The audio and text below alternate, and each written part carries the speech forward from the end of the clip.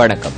முதற்தர செய்தி வழங்குனர் நியூஸ் ஃபர்ஸ்டின் மதிய நேர பிரதான செய்தியுடன் உங்களை சந்திக்கும் நான் சண்முகநாதன் வினோதர்ஷன். விரிவான செய்திகளுக்கு செல்லும் முன்னர் முதலில் தலைப்புச் செய்திகள்.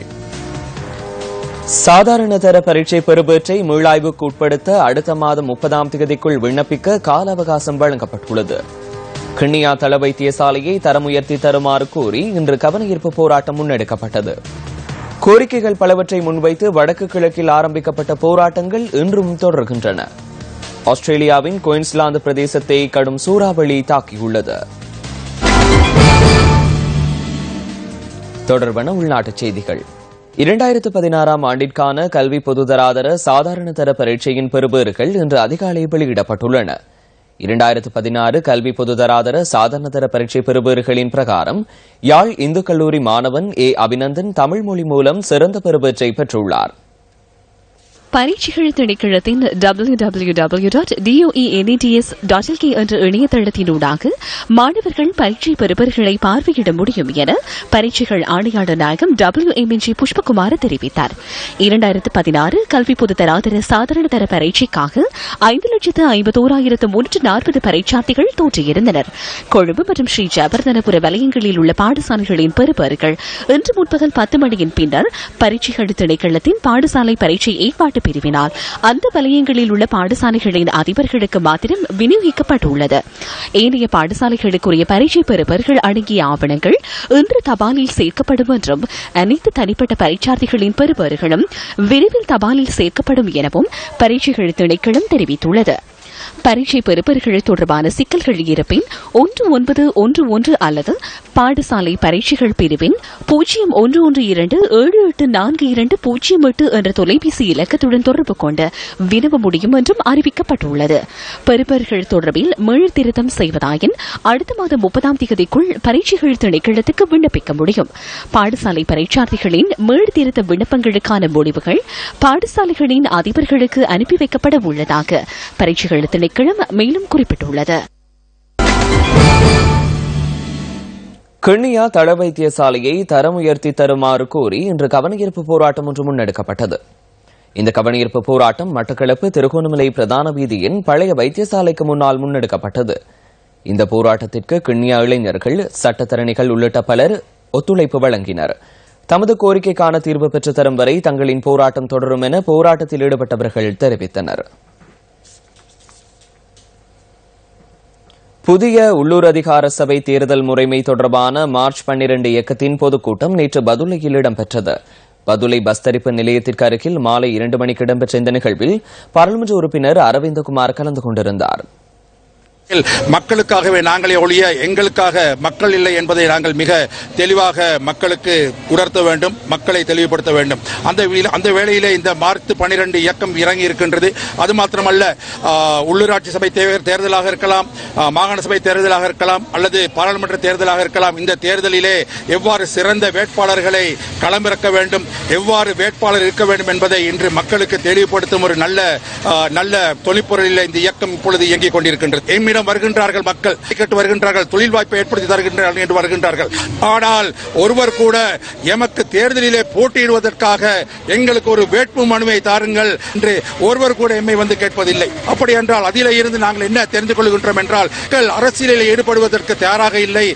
பெண்களுக்கான சரியான பிரதிநிதித்துவத்தை நாங்கள் உள்ளூராட்சி சபை, மாகாண சபை, பாராளுமன்றம் போன்ற அனைத்து மக்கள் அவைகளிலும் ஏற்படுத்த முடியும் என்பதை நான் இந்த இடத்திலே தெளிவாக கூற விரும்புகின்றேன். காணாமலாக்கப்பட்டவர்களின் உறவினர்களால் முன்னெடுக்கப்பட்டுள்ள போராட்டங்கள் வடக்கு கிழக்கு பிரதேசங்களில் தொடர்ந்து முன்னெடுக்கப்பட்டு வருகின்றன. கிளிநொச்சி கந்தசுவாமி கோயில் மூன்றலில் 37வது நாளாகவும் போராட்டத்தில் ஈடுபட்டு வருகின்றனர். வவுனியா மத்திய தபால் நிலையம் மூன்றலில் காணாமல் ஆக்கப்பட்டோரின் உறவினர்கள் 33வது நாளாகவும் போராட்டத்தை முன்னெடுக்கின்றனர். முல்லைத்தீவு மாவட்ட செயலகம் மூன்றலில் காணாமல் ஆக்கப்பட்டவர்களின் உறவினர்கள் முன்னெடுத்துள்ள போராட்டம் 22வது நாளாக இன்றும் தொடர்கின்றது. யாழ் மருதங்களி பிரதேச செயலகம் முன்பாகவும் காணாமல் ஆக்கப்பட்டோரின் உறவினர்கள் 14வது நாளாக போராட்டத்தில் ஈடுபட்டுள்ளனர். மேலும் கிழக்கு மாகாண ஆளுநர் அலுவலகத்துக்கு காணாமல் ஆக்கப்பட்டவர்களின் உறவுகள் ஆரம்பித்த போராட்டம் 23வது நாளாகவும் தொடர்கின்றது. நேற்று இடம்பெற்ற மட்டக்களப்பு ஒருங்கிணைப்பு குழு கூட்டத்தில் பேசப்பட்ட விடயங்கள் சில அடுத்து. இது வெளியாக காணி சொந்தக்காராக தன்னுடைய காணியில போய் காணியும் விவசாயம் கேட்கிறாங்க. இதுவரை சுற்றுச்சூழல் தெளிவாக சொல்லுது, புதுப்பிக்கப்படாத ஆவணங்களை புதுப்பிக்க முடியும் சொல்லி 2008 2013 ஆவணத்துல அவனுக்கு காணி அறிக்கை தெளிவாக சொல்லுது. ஆகவே அந்த மக்கள் காணி இருக்கிறாங்க, அந்த மக்கள் போய் அந்த விவசாயத்தை செய்து டிஎஸ் சொல்றாரு, நீங்க போகாதீங்க ஏன்னா அவங்களோட காணி அந்த மக்கள் புதுப்பிக்க சொல்றாங்க. இதை நாங்களே தெளிவாக சொல்றோம். விவசாயத்தை செய்யறதுக்கான அங்க போன உடனே அவங்க போய் அவங்க வேலை செய்ய போனா டிஎஸ் சொல்றாரு, அதை அனுமதி பத்திரம் புதுப்பிக்கல, விவசாயம் செய்ய வேண்டாம்னு சொல்றாங்க. அந்த இடங்கள் நாம் போய் பார்வையிடலாம். இந்த இடம் சைலம் அது விவசாயம் செய்யக்கூடிய இடங்கள் இல்லை. ஏன்னா எல்லாமே மேய்ச்சலுக்கு ஒதுக்கப்பட்ட காணியாக சொல்லப்படுது. சுவிட்சர்லாந்தின் இலங்கைக்கான தூதுவர் மற்றும் அவரது செயலாளர் ஆகியோர் வடமாகாண முதலமைச்சரை நேற்று சந்தித்தனர். வடமாகாண முதலமைச்சரின் உத்தியோகபூர்வ வாசஸ்தலத்தில் இந்த சந்திப்பு நடைபெற்றது. கல்குடாயில் ஒரு மதுபான உற்பத்தி நிலையத்துக்கு தரிசன 100 வழங்கப்பட்டு கொண்டு குற்றச்சாட்டு வந்தது. தொடர்பாக கிழக்கமான மாநிலம் இருக்கு வெளியிட்டிருக்கு. அந்த களத்தில் போராட்டம் நடந்திருக்கு. ஊடகவியலாளர் 2 பேரும் தாக்கப்பட்டது. எனக்கு இது சம்பந்தமான மொழி விவரங்களும் தெரியாது. இது ஒரு பிரதி அமைச்சர் தன்னுடைய பேச்சிலே இதை குறிப்பிட்டிருக்கின்றார். அது இதுவரையிலே அது சட்டமாக்கப்பட்டதோ எனக்கு தெரியாது. அதாவது மற்ற மாவட்டங்களில் மற்ற மாகாணங்களில் கொடுக்கப்படும் விலக்குகள் எங்களுக்கு இரட்டிப்பாக கொடுப்பதாக அவர் கூறியிருந்தார். ஆனால் கிழக்கு மாகாணத்தில் என்ன நடந்தது என்று எனக்கு தெரியாது. நான் முழுமையாக அறிந்ததன் பிற்பாடுதான் அதை பற்றி கூற முடியும். தமக்கான நிரந்தர வேலைவாய்ப்பினை வழங்க கோரி வடக்கு கிழக்கில் வேலையற்ற பட்டதாரிகளினால் முன்னெடுக்கப்படும் சத்தியாகிரக போராட்டம் முடிவின்றி தொடர்கின்றது. தமக்கான வேலை வாய்ப்புகளை வழங்க கோரி அம்பாறை மாவட்ட வேலையற்ற பட்டதாரிகளும் இன்று 30வது நாளாக தமது போராட்டத்தை தொடர்ந்தனர். திருகோணமலையில் உள்ள கிழக்கு மாகாண ஆளுநர் செயலகத்துக்கு முன்பாக திருகோணமலை மாவட்ட வேலையற்ற பட்டதாரிகள் 27வது நாளாகவும் தமது சத்தியாகிரக போராட்டத்தை தொடர்ந்தனர்.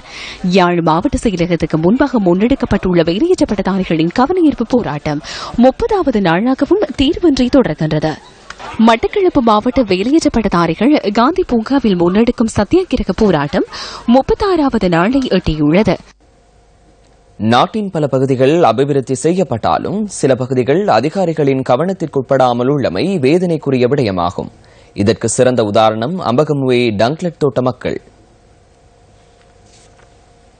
காசல்ரி நீர்த்தேக்கத்தினை தமது போக்குவரத்து மார்க்கமாக கொண்டுள்ள மக்களை அம்பகமுவை டங்கிள்ட் தோட்டத்தில் வாழ்கின்றனர். மேலும் இந்த பகுதியில் வாழும் பாடசாலை மாணவர்கள் தங்களின் மேலதிக வகுப்புகள் மற்றும் பரீட்சைகளுக்கு வேறு பாடசாலைகளுக்கு செல்லும் போது இந்த நீர்த்தேக்கத்தின் வள்ளத்தினூடாகவே பயணிக்கும் நிலைக்கு தள்ளப்பட்டுள்ளனர். அத்துடன் பெரியோர் முதல் சிறியோரின் ஒரே பயண மார்க்கமாக இருப்பதும் இதுவே. மழைக்காலங்களில் தாங்கள் பயணிக்க முடியாத நிலை ஏற்படுகின்றது என்பதே டங்கிள்ட் தோட்ட மக்களின் ஆதங்கம். சிரமத்தில் தான் போய்கிட்டு இருக்கோம். எங்களுக்கு ரோட்டு வசதியெல்லாம் ரொம்ப சிக்கல்னால பிள்ளைங்க வந்துட்டு எங்களுக்கு போயிட்டு வரதாவது எங்களுக்கு வீடு வரதாவது நிம்மதி இல்லை.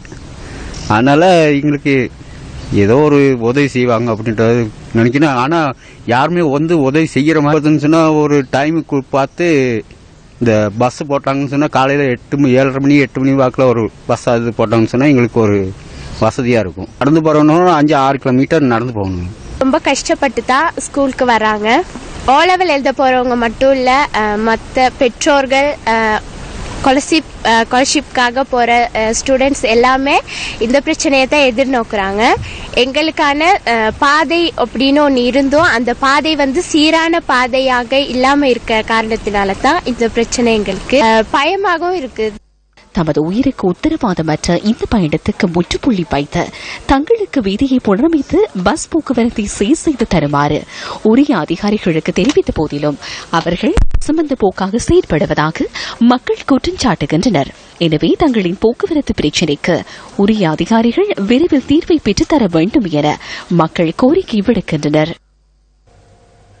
வெள்ளை நிற வேனில் வந்த சிலர் தலவாக்கலை பூண்டுலோயா பகுதியில் பால் லோரி ஒன்றை வழிமறித்து அதிலிருந்து 6 லட்சம் ரூபாவுக்கும் அதிக தொகையை கொள்ளையிட்டுச் சென்றுள்ளனர்.